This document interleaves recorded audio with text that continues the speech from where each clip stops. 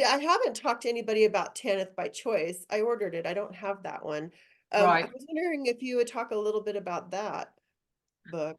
Yes, so this was one that was done by the New Con Press, and a selection of writers chose their favourite story by Tanith Lee and wrote a forward for it, or actually I think it's an afterword for it, but wrote a piece to accompany the story. And they were all put together in the anthology. That was really hard because she's written so many brilliant short stories. So to choose one, the unit I particularly liked.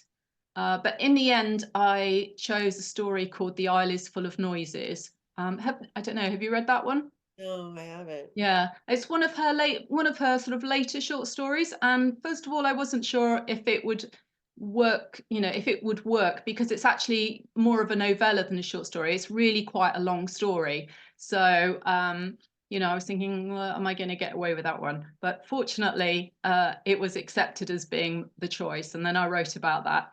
And it's a really interesting story. I mean, in essence, it's the story of a vampire piano, which sounds like a sort of typically outrageous but wonderful topic to choose. But it is so much more than that. From that sort of tiny kernel of this idea of this kind of vampire piano, this whole big story bursts out that's influenced by The Tempest, by Wide Sargasso Sea. That has got sort of very postmodern structure in terms of kind of having all kinds of narratives that are kind of all wrapped around each other and lots of different narrators. And it's a story that for me seems to be very much about the creative process of writing, and very much about how our dreams and desires manifest themselves in our writing, and to what extent they almost become real through that act of creation.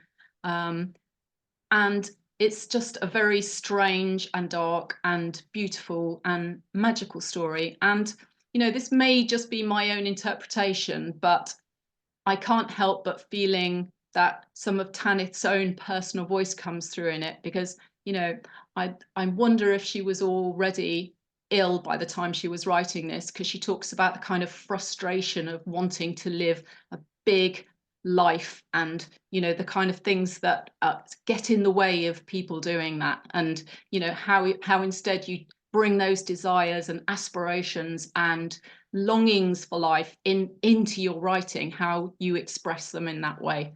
So I hope I'm making sense. Yeah, no, I I'm feel like I'm fascinated. kind of Right now, rambling on, but I yeah. just got Gorgon. I'm getting ready to read those stories, but I'm gonna have to read that because Yeah, I just I love that story. that sounds fascinating. Yeah, okay, I'm ordering it. There's so many books